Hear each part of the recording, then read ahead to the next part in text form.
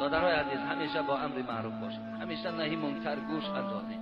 این برای شما به خدا قسم تبابت است. الا بذکر الله تطمئن القلوب. خدا در سوره رعد میگوید کدامت اگر میخواهید که به کسل دل مبتلا نشوید یا کدام تو امروز کسل دل دارین، بهترین تبابت برای شما این است که امر معروف و نهی منکر گوش کنید. این دلهای شما را تبابت میکند، این جسمهای شما را تبابت میکند، این عصبهای شما را تبابت میکند. هر جینی که در وجود شما هست با شنیدن امر معروف جین از وجود شما دور میرود. با امر معروف باشین، با نهی منکر باشین. همین یک طبق نان کردی، 4 کس هم فیراد کردی، کاری کن که در بینمون یک اهل علم باشد، یک حدیث پیغمبر خدا را اقلا در گرد همون دیگه که تو کردی و در گرد همون طبقه که تو داری موعظه کند، انشاءالله اون پاداشش دیگر است، اون اجرش دیگر است. پیامبر سوال کرد، گفت با فکر شما پهلوان کیه؟ گفتیم همون نفری که پشت حریف در خاک که مالید هم پهلوانه. گفت نه، پهلوان در امت ما کسی است که غضب فرو میبره. بعد از آن میگه پرسید که بی اولاد کیه در بین ما؟ گفتیم نفری که فرزند نداره. گفت نه، بی اولاد کسی هست که فرزنداش در حالت خوردی دنیا نگذشتن. اگر هر کسی را فرزندش در حالت خوردی از دنیا گذرد، این در او دنیا مقصد دستگیر دارد، در اوجا فرزند دارد. بعدا میگه گفتن فقیر کیست؟ تیم فقیر همون نفرهایی هستن که مال ندارن، خوردنی ندارن. گفت نه، فقیرهای روز قیامت کسانی هستند که در دنیا پول داشتن ولی احسان نکردن، خیر نکردن. در میدان قیامت اینا فقیرهای روز. 4 چیز در شما بسیار قیمته. جواهرش گفت شده مگزینای جواهرات بود، در اونجا چیزای قیمت بها میفروختن. یعنی در شما 4 چیز بسیار قیمت بوده: عقل، دین، حیا، شرمگی.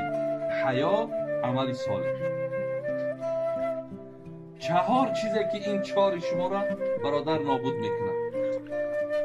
غضب عقل تانا میگیره، غضب عقل تانا میگیره، حسد بخیلی کردن دین تانا میگیره،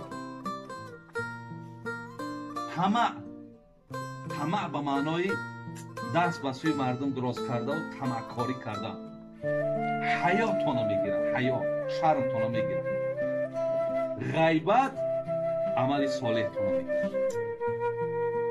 اساسی و مرد حقانی و مرد مسلمان باید رشک داشته باشد، رشک اسلامی داشته باشد که یک مرد چه حق دارد که با زن من سلام میکند.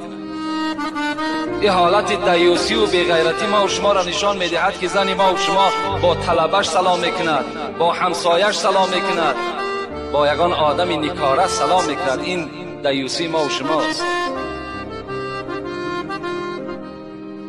در یک خانه یک مرد مهمان شده است. بعداً همون مردم یک مرد بیغیرت فرمان داده است برای زنش که دسترخوان بیار. چگونه ای که در خانه ما مردم الها زنها و دخترهای ما و شما خدمت میکند، این قطعیاً منع است. نخواه که زنی تو در پیش رفیقی تو خدمت کند،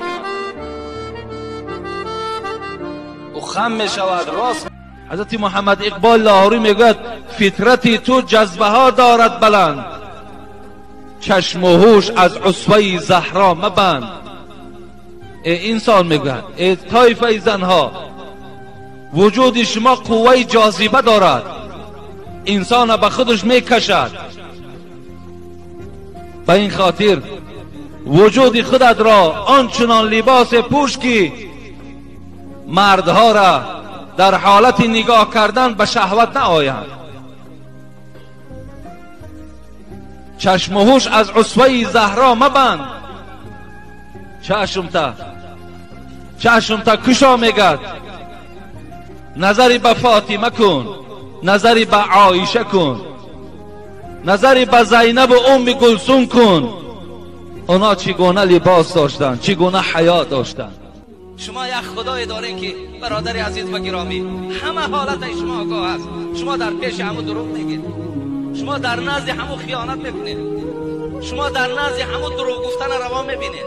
بگین گفتن بگیرید، ولی خدای مهربان روز قیامت این زبان در اخبار میدرارد، از حال ما گویا میشود به نام پروردگار. حاضر من اینم جمعیتی در پیش من، یک تا از من خیز و گویم ای فلانی تو دروغگویی، من به چهره تو نگاه کنم چهره تو را سرخی و کبوتی و زردی فرا میگیره. تو در بین این مردم خود خجالت حس میکنی، تو محشر چند میلیونه را تصور نمیکنی. وقتی در بین این قدر محشر تو را میبردارن و فلانی ابن فلانی تو در حیات دروغگو بودی و سزای دروغگو این است گفته، اونجا شرمندگی را پیش چشم نداری.